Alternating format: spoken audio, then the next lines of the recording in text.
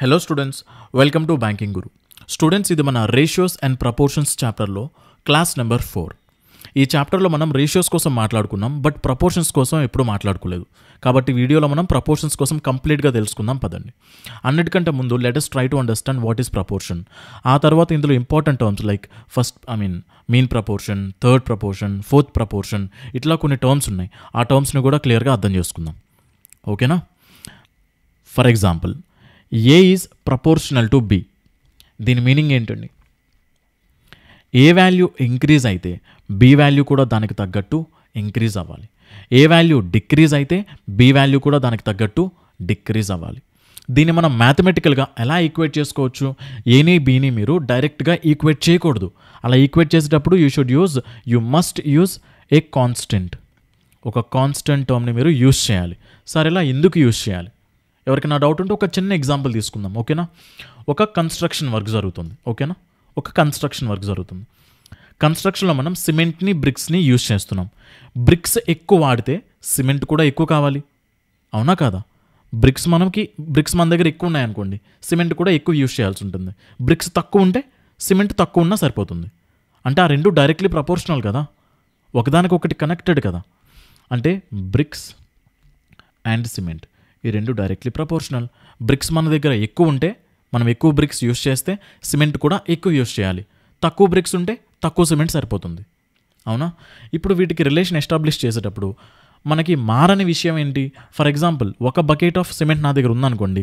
ఆ ఒక bucket of cement అనేది 5 బ్రిక్స్కి సరిపోతుంది అనుకోండి. ఇది ఫర్ ఎవర్ ట్రూ కదా. ఒక బకెట్ ఆఫ్ సిమెంట్ అనేది 5 బ్రిక్స్కి సరిపోతుంది. అదొక కాన్స్టెంట్ వాల్యూ. 5 అనేది ఏంటి ఇక్కడ? కాన్స్టెంట్, అది చేంజ్ అవ్వదు. ఒక బకెట్ ఆఫ్ సిమెంట్ 5 బ్రిక్స్ని అరేంజ్ చేయడానికి సరిపోతుంది అంటే అది కాన్స్టెంట్, ఇంకా చేంజ్ అవ్వదు. అది ఒక బకెట్ ఆఫ్ సిమెంట్ 5 బ్రిక్స్కి సరిపోతుంది ఎగ్జాక్ట్గా, ఎక్కువ లేదు తక్కువ లేదు, అది చేంజ్ అవ్వదు. For ever it remains same. ఒకవేళ మన దగ్గర 2 బకెట్స్ ఆఫ్ సిమెంట్ ఉందనుకోండి. అట్లాంటప్పుడు యువతలు కూడా 2తో మల్టిప్లై చేస్తే మనకి 10 బ్రిక్స్ని అరేంజ్ చేయొచ్చు. ఒకవేళ మన దగ్గర 3 బకెట్స్ ఆఫ్ సిమెంట్ ఉందనుకోండి, అప్పుడు మనం 15 బ్రిక్స్ని అరేంజ్ చేయొచ్చు, అవునా కదా? ఈ రెండు కూడా ఒకదాంతో ఒకటి ఇంటర్ రిలేటెడ్. అండ్ ఇక్కడ 5 అనేది ఏంటి? కాన్స్టెంట్. క్లియరా? సో అందుకనే మనం ఏదైనా ప్రపోర్షనల్లో ఉన్న వాల్యూస్ని ఈక్వేట్ చేసేటప్పుడు ఒక కాన్స్టెంట్ని యూజ్ చేయాల్సి ఉంటుంది. ఇదంతా ఎక్స్ట్రాడినరీ ఎగ్జాంపుల్ ఏం కాకపోవచ్చు, బట్ మీకు ఒక బేసిక్ అండర్స్టాండింగ్ రావడానికి ఎగ్జాంపుల్ తీసుకుందాం. ఓకేనా? అండ్ నెక్స్ట్, ఇక మన రేషియోస్లో ఈ ప్రపోర్షన్ కోసం వస్తే చాలామంది ఈ ప్రపోర్షన్ని ఈక్వల్ టు అని అనుకుంటారు. అంటే ప్రపోర్షనాలిటీ సింబల్ని మనం రేషియోస్లో ఈ విధంగా వాడతాం. దీన్ని చాలామంది ఈక్వల్ అనుకుంటారు. అసలు ఈక్వల్ అయ్యేవేంటి? For example, A is proportional to B అండి. దీని మీనింగ్ ఏంటి? ఈక్వల్ అవ్వాల్సింది ఏ అండ్ బి కాదు, ఈక్వల్ అవ్వాల్సింది వాటి రేషియోస్. అంటే A1/A2 should be equal to B1/B2. ఇది యాక్చువల్గా జరగాల్సింది. ఓకేనా? So A is directly proportional to B అంటే దాని మీనింగ్ ఏంటి? ఏకి ఏదైతే రేషియో ఉంటుందో బీకి కూడా అదే రేషియో ఉండాలి. ఓకేనా? ఏ దగ్గర మన వాల్యూస్కి ఏదైతే రేషియో ఉంటుందో బి దగ్గర ఉండే వాల్యూస్కి కూడా సేమ్ అదే రేషియో ఉండాలి. ఓన్లీ రేషియోస్ ఉండేటప్పుడు మాత్రమే ప్రపోర్షనాలిటీ అంటే ఈక్వల్ అవుతున్నట్టు. ఇక్కడ మనకి రేషియోస్ ఉన్నాయి చూడండి. ఈ కేసులో 9:15, 14 సంథింగ్. ఆ రెండింటికి మధ్యలో ప్రపోర్షనాలిటీ సింబల్ ఉంది. అంటే ఇప్పుడు వాటిని మనం డైరెక్ట్గా ఈక్వేట్ చేయొచ్చు. అంటే ఎట్లా? 9/15 should be equal to 45/something. ఇప్పుడు ఆ సంథింగ్ ఏంటని కనుక్కోవాలి. ఆ క్వశ్చన్ మార్క్ దగ్గర ఉండే వాల్యూ ఏంటని కనుక్కోవాలి. ఇక్కడ ఆల్రెడీ రేషియోస్లో ఉన్నాయి కాబట్టి మనం డైరెక్ట్గా ఈక్వేట్ చేసుకున్నాం. అంటే simply 9:15 is proportional to 45:something అంటున్నామంటే ఈ రెండింటికి ఏదైతే రేషియో ఉందో ఈ రెండింటికి కూడా అదే రేషియో ఉండాలి అని. అర్థమైందా? ఇప్పుడు చూడండి, 9 టేబుల్తో క్యాన్సిల్ చేస్తే ఇది 9కి 5 టైమ్స్. అండ్ ఎక్స్ వాల్యూ ఎంత వస్తుంది? 15 మల్టిప్లైడ్ బై 5 విచ్ ఇస్ 75. అంతే కదా? ఇక్కడ 75 ఉంటేనే కదా. ఇప్పుడు చూడండి, 9:15 అంటే రేషియో ఏంటి? 3:5 అని. మరి 45 ఇక్కడ ఏ వాల్యూ ఉంటే అప్పుడు ఈ రెండు కూడా 3:5 రేషియోలో ఉంటాయి. 3 పార్ట్స్ వాల్యూ 45 అంటే 1 పార్ట్ వాల్యూ ఎంత? 15. అట్లంటే ఇప్పుడు 5 పార్ట్స్ వాల్యూ ఎంత వస్తుంది? 5 15s. ఇక్కడ ఎంత ఉండాలి అప్పుడు? 75. ఇక్కడ 45 అండ్ ఈ బాక్స్లో 75 ఉంటేనే కదా ఈ రెండింటికి ratio 15 3s and 15 5s. Same 3:5 వస్తుంది. ఈ రెండింటికి రేషియో ఏంటి? 3:5. సో యువతలు ఉండే ఈ రెండింటికి కూడా ఏ రేషియో ఉండాలి? 3:5 ఉండాలి. క్లియరా అండి అందరికీ? ఇక్కడ దాకా చెప్పుకున్న దాంట్లో ఎవరికైనా ఏ ఒక్క పార్ట్లో అర్థం కాకపోయినా ఒక్కసారి కామెంట్ సెక్షన్లో మెన్షన్ చేయండి. ఓకేనా? అండ్ ఇప్పుడు టర్మ్స్ అర్థం చేసుకుందాం పదండి. సార్ ఈ టర్మ్స్ ఏంటి? Mean proportion, third proportion, fourth proportion, ఈ టర్మ్స్ మీరు వినే ఉంటారు. సో అవేంటి ఎగ్జాక్ట్గా అనేది తెలుసుకుందాం. ఒక సింపుల్ రేషియో తీసుకుందాం, A:B. అందులో మనం ఫస్ట్ రాసుకున్న దాన్ని అంటే దీన్ని యాంటిసిడెంట్ అని పిలుస్తాం. దాన్ని ఫాలో అవుతూ రాసిన దాన్ని కాన్సీక్వెంట్ అని పిలుస్తాం. అవునా? ఈ డీటెయిల్స్ ఆల్రెడీ మనం మన ఫస్ట్ పార్ట్లో డిస్కస్ చేసాం. ఫర్ ఎగ్జాంపుల్ ఇప్పుడు A, B, C and D are in proportion అన్నాడు అనుకోండి. Are in proportion. దీని మీనింగ్ ఏంటి? దీని meaning A:B is proportional to C:D అని. ఇక్కడ ఈ ప్రపోర్షన్స్లో మనకి ఆర్డర్ ఇంపార్టెంట్. ఇదే ఆర్డర్లో రాసుకోవాలి. ABCD, ఇక్కడ కూడా AB ఏదైతే రేషియో ఉంటుందో CDకి కూడా అదే రేషియో ఉండాలని. ఓకేనా? ఇక్కడ ABCD ఆర్ ఇన్ ప్రపోర్షన్ అన్నాడంటే ఏకి బీకి ఏదైతే రేషియో ఉంటుందో సేమ్ సికి డీకి కూడా సేమ్ అదే రేషియో ఉండాలని. అంటే A:B is proportional to C:D అని. ఓకేనా? ఇన్ సమ్ కేసెస్ మనకి ABC ఆర్ ఇన్ ప్రపోర్షన్ అంటాడు. అప్పుడు ఎలా రాయాలి? A:B is proportional to B:C అని. అంటే బీని మనం ఇక్కడ 2 పార్ట్స్ కింద చేసుకున్నాం. క్లియరా ఇది మీకు? ఇందులో మనకి కొన్ని టర్మ్స్ ఉన్నాయి, ఆ టర్మ్స్ అర్థం చేసుకోండి. ఇందులో మనం సీని ఏమని పిలవాలండి? Third proportion. ఇక్కడ 4 ఉన్నాయి కదా, ABCD అని. ఇలా 4 ఉండేటప్పుడు సీని మనం ఏమని పిలుస్తాం? Third proportion. అండ్ డీని ఫోర్త్ ప్రపోర్షన్. క్లియరా? Fourth proportion. ఈ కేసులో చూడండి ఒకసారి, ఇక్కడ ఉన్న టర్మ్స్ అన్ని యాక్చువల్గా ఉన్నవన్నీ ABC 3 ఉన్నాయి. ఇందులో మనం సీని ఏమని పిలవాలి? థర్డ్ ప్రపోర్షన్ ఇది. సార్ దాని పొజిషన్ 4th ఉంది కదా, 4th ఉన్న డజంట్ మ్యాటర్, మనకి ఎన్ని ఉన్నాయి ఇక్కడ టర్మ్స్ అన్ని? 3 కదా. సో సి అనేది థర్డ్ ప్రపోర్షన్. బి అనేది ఏంటి? మిడ్స్ట్ అమాంగ్ ఆల్ ద 3 కాబట్టి బి అనేది ఏంటి? Mean proportion. ఓన్లీ 3 టర్మ్స్ ఉండేటప్పుడు, ఇలా 3 నెంబర్స్ మాత్రమే ఉండేటప్పుడు, and if they are in proportion, then అందులో మిడిల్ మోస్ట్ వాల్యూని ఏమని పిలుస్తామండి? Mean proportion. అండ్ సి ఏమవుతుందండి? Third proportion. క్లియరా? ఓన్లీ ఇలా 3 ఉండేటప్పుడు మాత్రమే మనకి మీన్ ప్రపోర్షన్ అంటూ ఒకటి ఉంటుంది. ఇలా 4 టర్మ్స్ ఉండేటప్పుడు మీన్ ప్రపోర్షన్ లాంటిది ఏది ఉండదు. ఓకేనా? ఇక్కడ ఈ కేసులో 4 నెంబర్స్ ఉండేటప్పుడు ఏంటి? ఈ సి అనేది థర్డ్ ప్రపోర్షన్, డి అనేది ఫోర్త్ ప్రపోర్షన్, అంతే. అండ్ ఇలా 3 ఉండేటప్పుడు ఏమేమి ఉంటాయి మనకి? Mean proportion. మిడిల్లో ఉండేదాన్ని మీన్ ప్రపోర్షన్ అంటే బి వాల్యూ ఏంటి? Mean proportion. And C value ఏమవుతుందండి? మన థర్డ్ ప్రపోర్షన్. క్లియరా? ఇప్పుడు వీటిని ఒక్కసారి సింప్లిఫై చేద్దాం రండి. A:B is proportional to C:D అంటే ఇవి ఆల్రెడీ రేషియోస్లో ఉన్నాయి కాబట్టి మనం ప్రపోర్షనాలిటీ అంటే ఏంటి డైరెక్ట్లీ మనం ఈక్వేట్ చేసుకోవచ్చు. A:B అంటే A/B is equal to C/D. Cross multiply చేయండి. A/D is equals to B/C. Word problems చేసేటప్పుడు మీకు ఈ రిలేషన్ యూజ్ అవ్వచ్చు. మనం ఇక్కడ చేసింది ఏంటి? First term and last term is equal to middle 2 terms యొక్క ప్రొడక్ట్. ఓకేనా? ఫస్ట్ లాస్ట్ నెంబర్స్ యొక్క ప్రొడక్ట్ మిడిల్లో ఉండే ఈ 2 టర్మ్స్ యొక్క ప్రొడక్ట్కి ఈక్వల్ అవుతుంది. క్లియరా? అండ్ ఇక్కడ చూడండి ఒకసారి, ఈ కేసుని మనం ఎలా సింప్లిఫై చేయొచ్చు? A:B is proportional to B:C అంటే A/B is equal to B/C అని. ఓకేనా? ఇప్పుడు AC is equals to value అవుతుందండి B².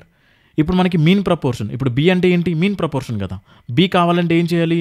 √AC. క్లియరా? ఇవి రెండు కూడా 2 బ్యూటిఫుల్ రిలేషన్స్. యాక్చువల్గా ఇవి యూస్ చేయకుండానే మనం సాల్వ్ చేయొచ్చు, బట్ ఇవి యూస్ చేస్తే కొంచెం ఫాస్ట్ అవుతుంది అంతే. ఓకేనా? క్వశ్చన్స్లోకి వెళ్దామా ఇక? మన ఫస్ట్ క్వశ్చన్. ఈ క్వశ్చన్ చూడండి. Find out the fourth proportion of 9, 10 and 18. ఇచ్చిన 3 నెంబర్స్కి కూడా మనం ఫోర్త్ ప్రపోర్షన్ కనుక్కోవాలి. సో చూడండి, ఫోర్త్ ప్రపోర్షన్ అంటే మనకి 4 టర్మ్స్ ఉండేలాగా, అంటే A:B is proportional to C:D అనుకోండి. అందులో D అనేది ఏంటి? మన ఫోర్త్ ప్రపోర్షన్. ఇప్పుడు మనం దాన్నే ఫైండ్ అవుట్ చేయాలి. అసలు డీని ఫైండ్ అవుట్ చేయాలంటే మనకి ABC వాల్యూస్ కావాలి కదా. వీటిని ఎలా తీసుకోవాలి? ఇదే ఆర్డర్లో తీసుకోవాలి. అంటే 9, 10, 18 అంటే ఏ వాల్యూ 9 అని, B వాల్యూ 10 అని, C వాల్యూ 18 అని తీసుకోవాలి. మనకు కావాల్సింది ఏంటి? ఈ D వాల్యూ. మనం ఇప్పుడే నేర్చుకున్నాం 4 టర్మ్స్ ఉండేటప్పుడు రిలేషన్ ఏంటండి? Product of the extreme values should be equal to product of the middle values. అంటే 9 into D should be equal to 10 into 18. Clear. With this D value ఎంత అవుతుందండి? 20. సో మన answer ఏమవుతుంది? 20. బట్ ఇదే క్వశ్చన్లో మనకు ఒకవేళ find out the third proportion of 9, 10, 18 ఇవే నెంబర్స్కి మనకు ఒకవేళ థర్డ్ ప్రపోర్షన్ ఫైండ్ అవుట్ చేయమని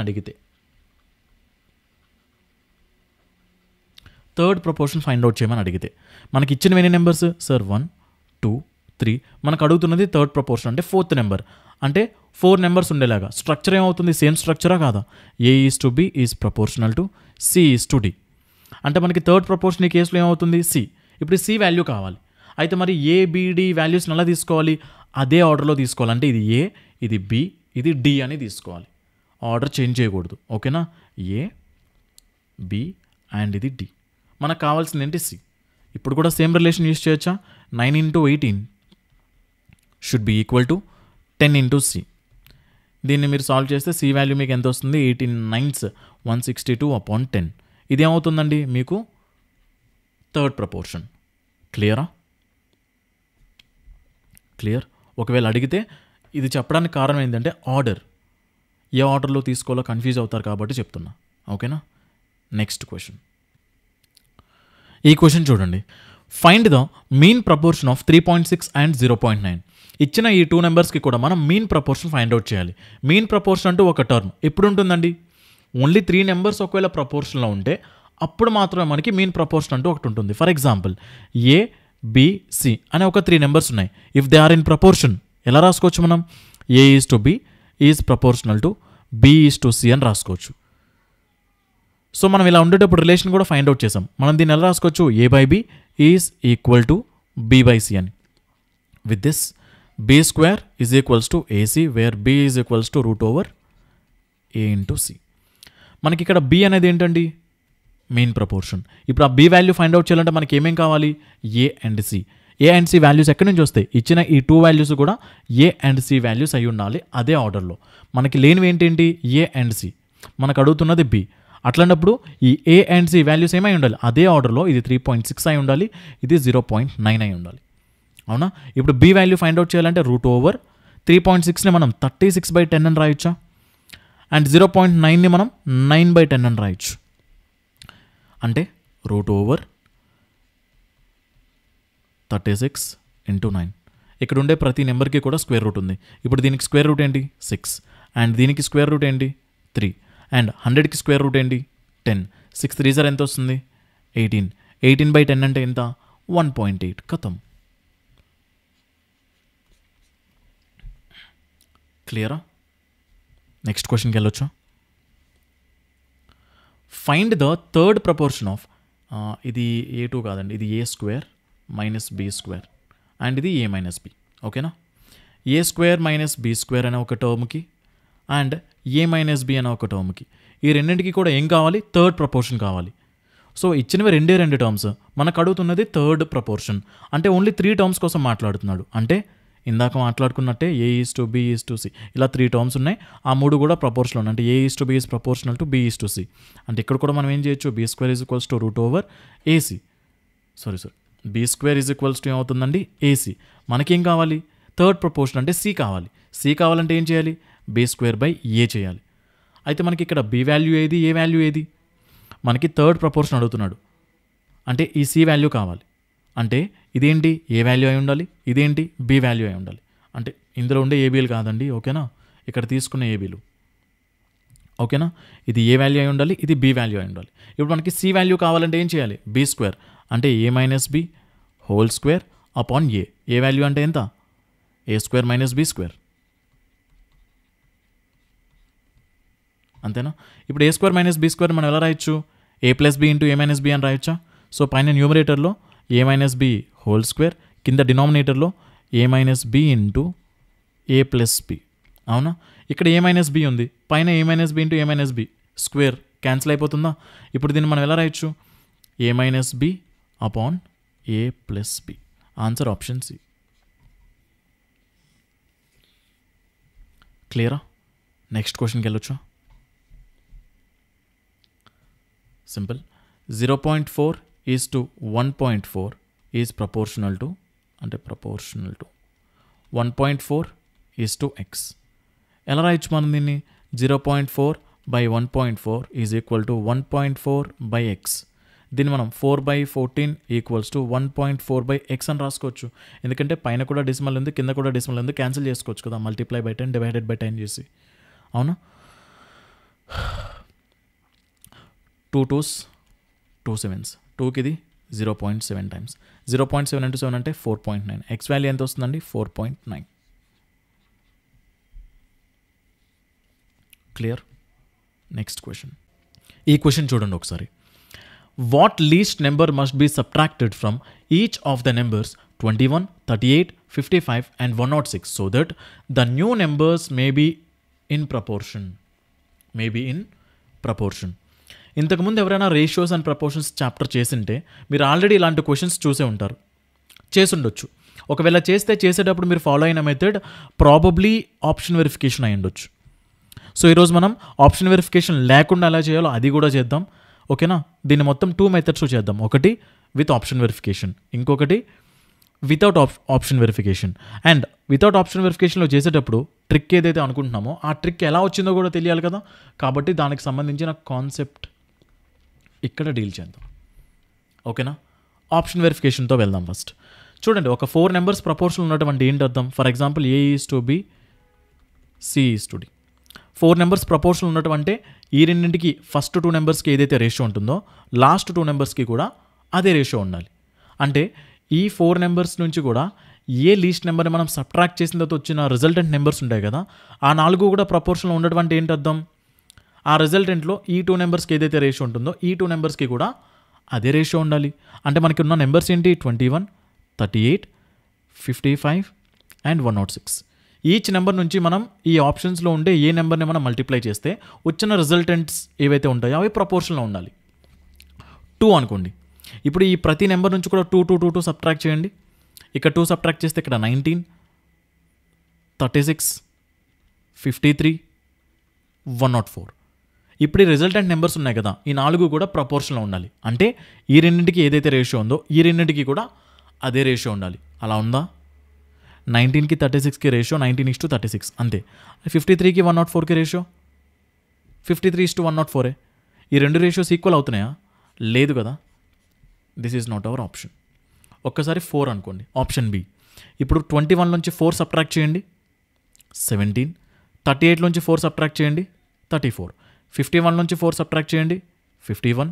106 నుంచి 4 సబ్ట్రాక్ట్ చేయండి, 102. ఇప్పుడు 17కి 34కి రేషియో ఏంటి? 1:2. 51కి 102కి రేషియో ఏంటి? 1:2. చూడండి, ఈ 2 నెంబర్స్కి రేషియో ఈ 2 నెంబర్స్కి రేషియో ఒకటే కదా, 1:2, 1:2. అంటే మన ఆన్సర్ ఏమవుతుంది?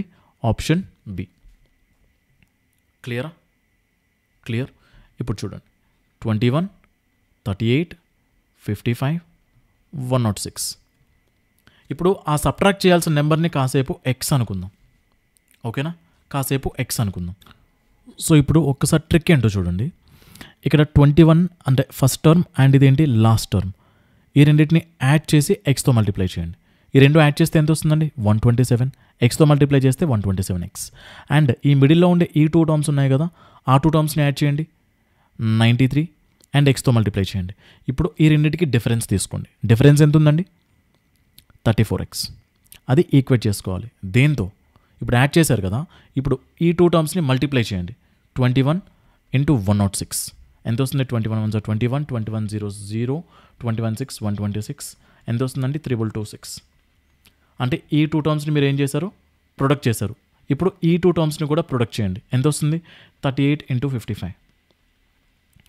538s 190, 538s 190. ఎంత వస్తుంది? 2090. ఇదేంటి? ఈ ఫస్ట్ టర్మ్ లాస్ట్ టర్మ్కి ప్రొడక్ట్. ఇదేంటి? మిడిల్లో ఉండే ఈ 2 టర్మ్స్కి ప్రొడక్ట్. ఇప్పుడు ఈ రెండింటికి డిఫరెన్స్ ఎంత ఉంది? 136. అవునా? అది 136కి ఈక్వేట్ చేసుకోండి. ఖతం. ఎక్స్ వాల్యూ ఎంత వస్తుందండి? 4. ఇది కొంచెం సింపుల్గా అయింది. జస్ట్ చిన్న క్యాలిక్యులేషన్స్ ఎక్కడైనా వచ్చాయంటే ఇగోండి, ఇక్కడ అండ్ ఇక్కడ బహుశా అంతేగా. సో దీన్ని ఇది మనం ట్రిక్లా యూజ్ చేయొచ్చు. బట్ దీని వెనకాల కాన్సెప్ట్ కూడా మనకు తెలియాలి కదా. ఆ కాన్సెప్ట్ ఏంటో ఒక్కసారి డీల్ చేస్తాం పద.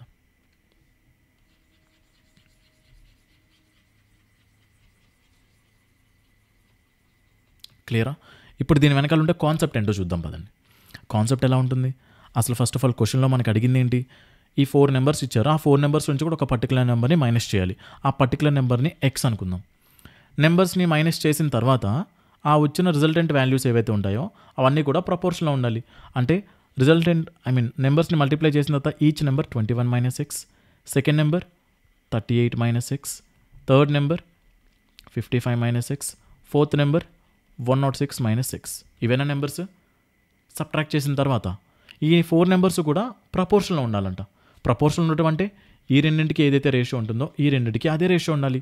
అంటే 21 minus X by 38 minus X ఎంత ఉంటుందో 55 minus X by 106 minus X ఇది కూడా అలానే ఉండాలి. ఇప్పుడు క్రాస్ మల్టిప్లై చేయండి ఒకసారి.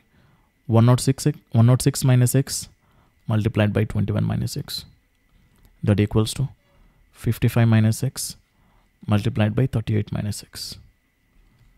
మల్టిప్లై చేస్తే 106 into 21 minus 106x minus 21x plus X square equals to 55 into 38 minus 55x minus 38x plus X square.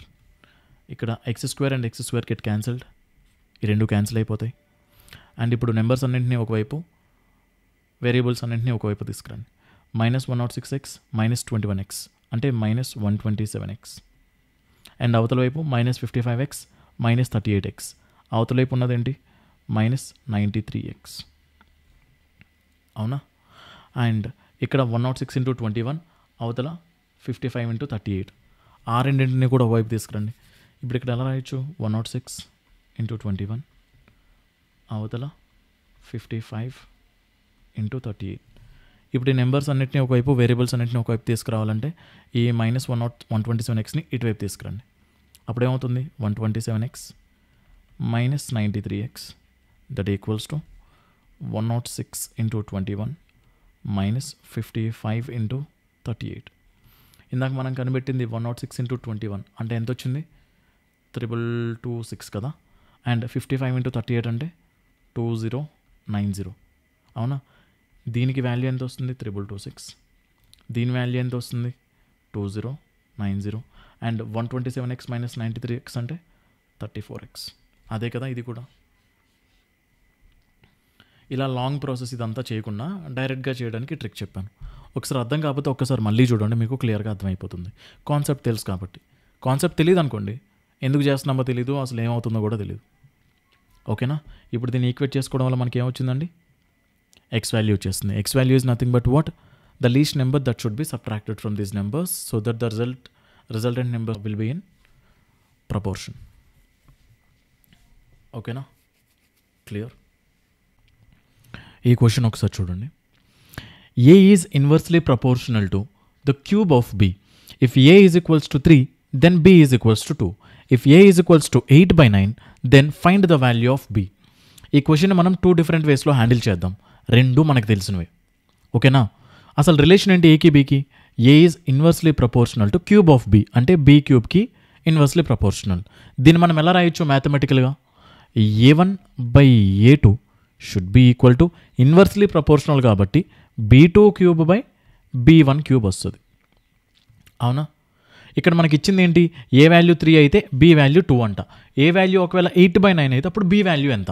అంటే a1 3 అయితే b1 2 అంట. ఇప్పుడు a2 వాల్యూ 8/9 అయితే b2 వాల్యూ ఎంత?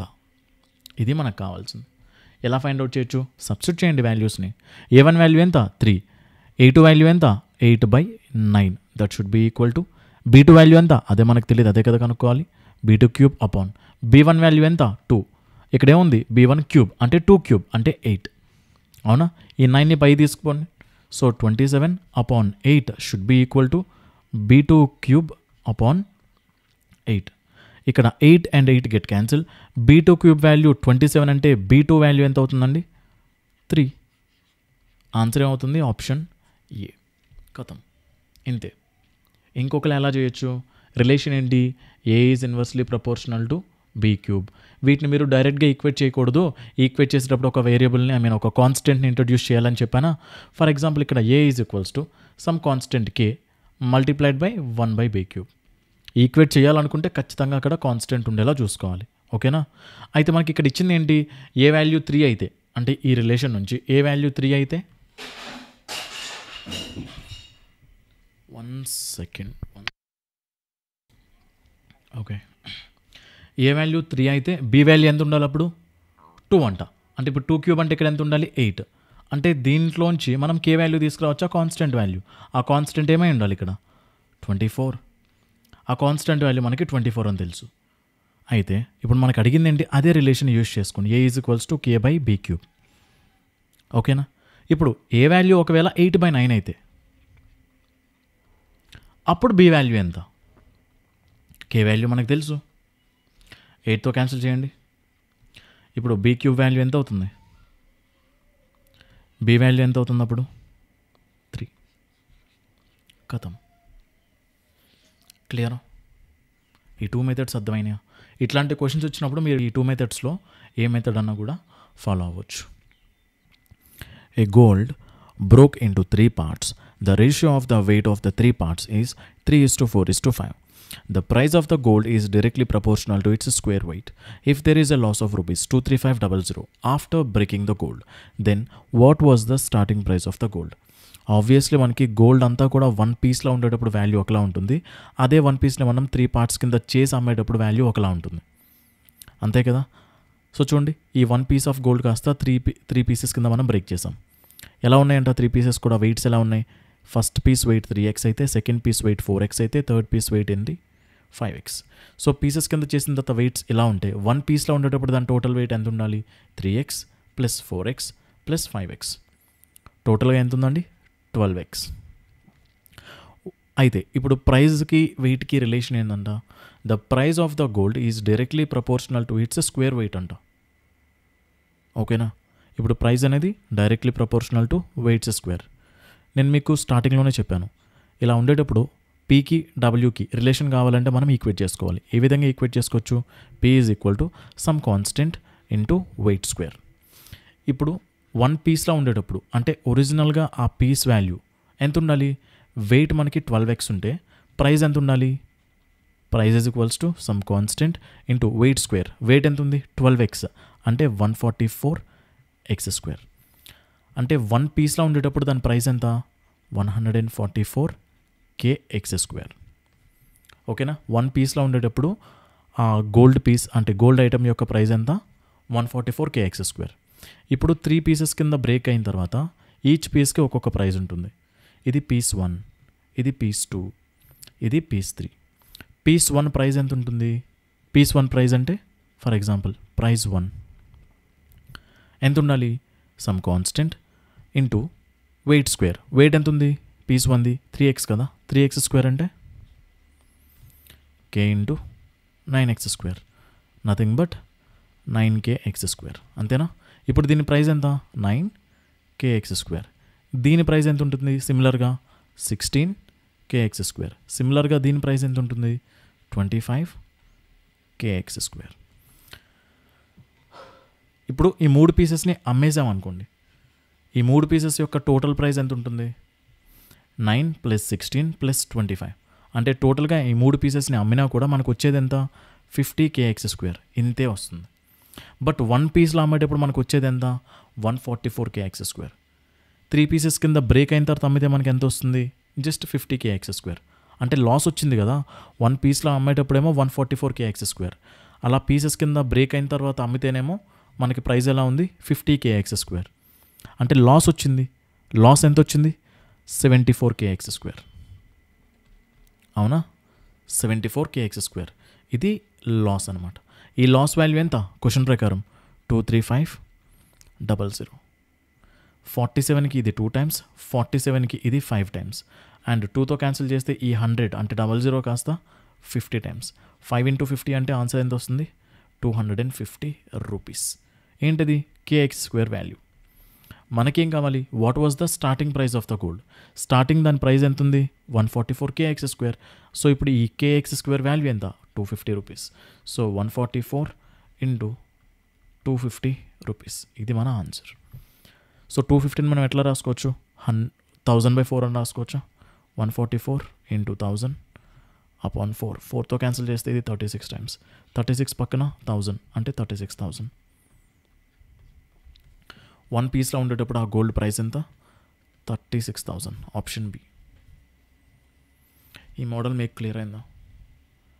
Next question. A marble broke into 5 equal parts. ఒక marble 1 పీస్లో ఉండేటప్పుడు ఒకలా ఉంటుంది, బట్ 5 ఈక్వల్ పార్ట్స్ కింద బ్రేక్ అయిందంట. ఓకేనా, ఈక్వల్ పార్ట్స్ అంటున్నాడు అంటే ఈచ్ పార్ట్ వాల్యూ ఎంత ఉండాలి. ఫర్ ఎగ్జాంపుల్ ఇది ఎక్స్ అయితే ఇది కూడా ఎక్స్, ఇది కూడా ఎక్స్, ఇది కూడా ఎక్స్, ఇది కూడా ఎక్స్. సో 1 పీస్లో ఉండేటప్పుడు టోటల్ వెయిట్ ఎంత ఉండాలి, 5x ఉండాలి.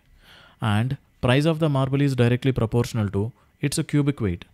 అంటే ఇక్కడ ప్రైస్ అనేది వెయిట్ క్యూబ్కి ప్రపోర్షనల్, అంటే price equals to some constant into weight cube.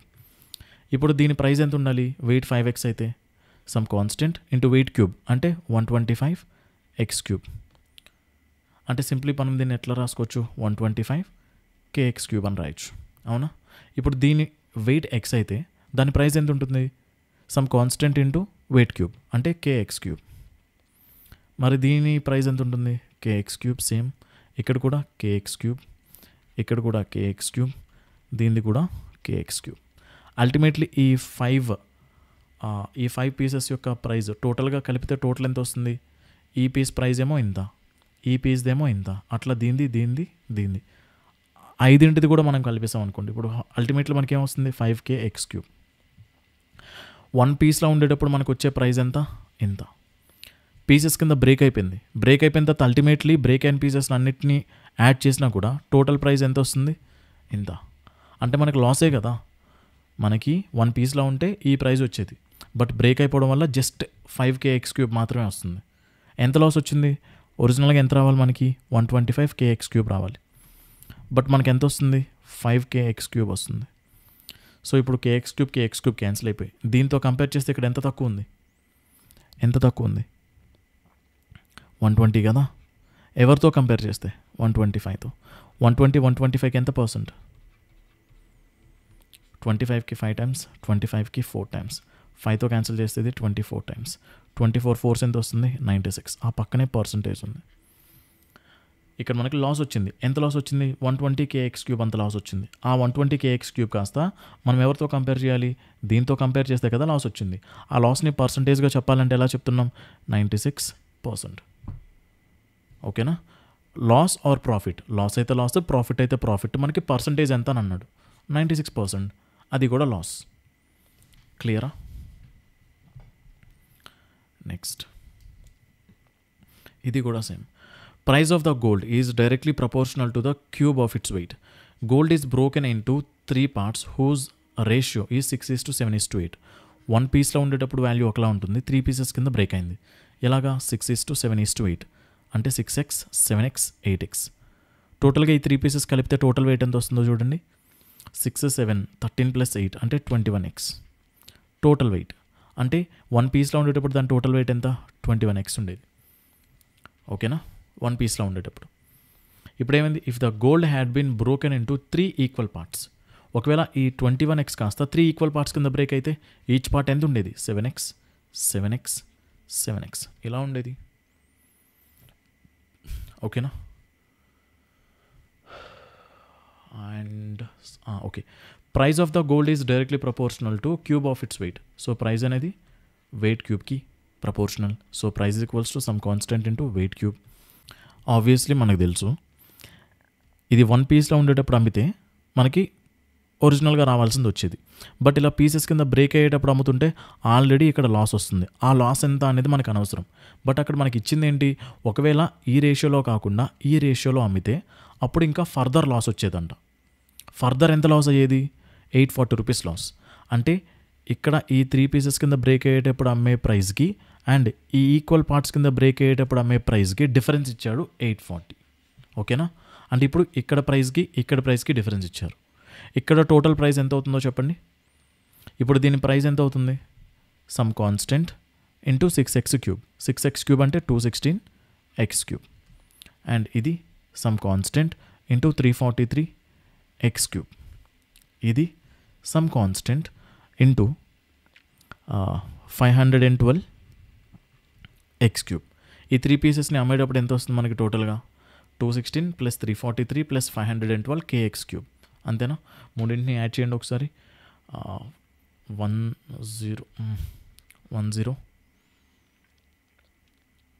6 11 1071 kx cube. ఓకేనా? బట్ ఈ ప్రైస్కి మనం అమ్మట్లా. ఒకవేళ ఈ ప్రైస్కి అమ్మితే అప్పుడు లాస్ ఎంత అని ఇస్తున్నాడు. ఈ ప్రైస్కి అమ్మేటప్పుడు అంటే ఇలా మనం బ్రేక్ చేస్తే అమ్మేటప్పుడు ఎంత వస్తుంది టోటల్ ప్రైస్? ఇక్కడ దీని ప్రైస్ ఎంత వస్తుంది? 343 kx క్యూబ్. అలాంటివి 3 ఉన్నాయి అంటే 3 ఇంటూ 343 kx క్యూబేనా? అంతేనా? 3 ఇంటూ 343 ఎంత వస్తుంది? 3 3 9, 3 4 12, 3 3 9, 1029 kx క్యూబ్. సో ఇలా అమ్మేటప్పుడు మనకి టోటల్ ప్రైస్ ఎంత? 1029 kx క్యూబ్. ఇప్పుడు ఈ ప్రైస్ కంటే కూడా ఇక్కడ లాస్ వస్తుంది కదా. ఎంత లాస్ వస్తుంది? ఇంతేనా లాస్? 42 kx క్యూబ్ అంత లాస్. దీని వాల్యూ ఎంత క్వశ్చన్ ప్రకారం? 840. 42కి ఇది ఎన్ని times? 5 times, 20 times. kx cube value ఎంత? 20. మనకేం కావాలి? What is the actual cost of the gold? Original gold cost ఎంత? ఒరిజినల్ గోల్డ్ కాస్ట్ ఎంత ఉంటుంది? Some constant into 21x whole cube. 21 cube అంటే 9261 ఇంటూ ఎక్స్ క్యూబ్. మనకి kx క్యూబ్ వాల్యూ తెలుసు which is 20. So 9261 into 20. ఇది మన answer. 2 9s 18, 2 2s 4, 2 6 12, 2 1s 2, లాస్ట్లో 0. Answer ఎంత వస్తుంది? 185220.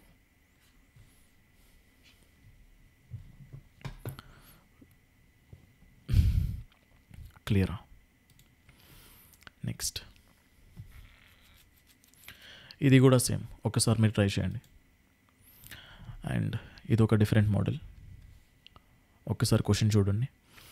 The expenditure in a hostel is partly variable and directly proportional to the number of students, and rest being a fixed amount.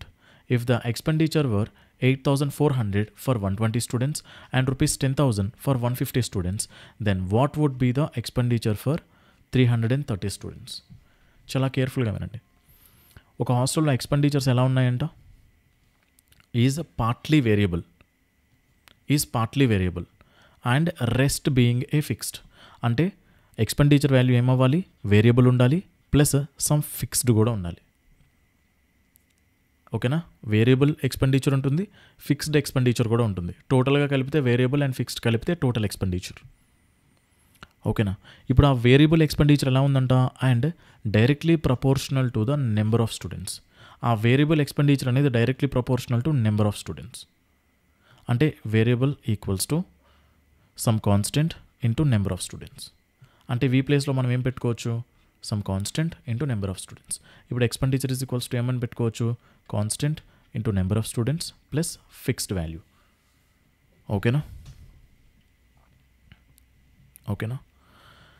If the expenditure were 8,400, expenditure 8,400 ఉంటుందంట. ఇప్పుడు 120 students ఉండేటప్పుడు. So ఈ formula use చేయండి. Expenditure 8,400 equals to ఏమవ్వాలి? Some constant into number of students ఎంతమంది? 120 members ఉండేటప్పుడు, plus fixed value ఎంత అనేది మనకి ఇంకా తెలియదు. అండ్ ఎక్స్పెండిచర్ 10,000 అంట. ఇప్పుడంట సమ్ కాన్స్టెంట్ ఇంటూ స్టూడెంట్స్ ఎంతమంది? 150.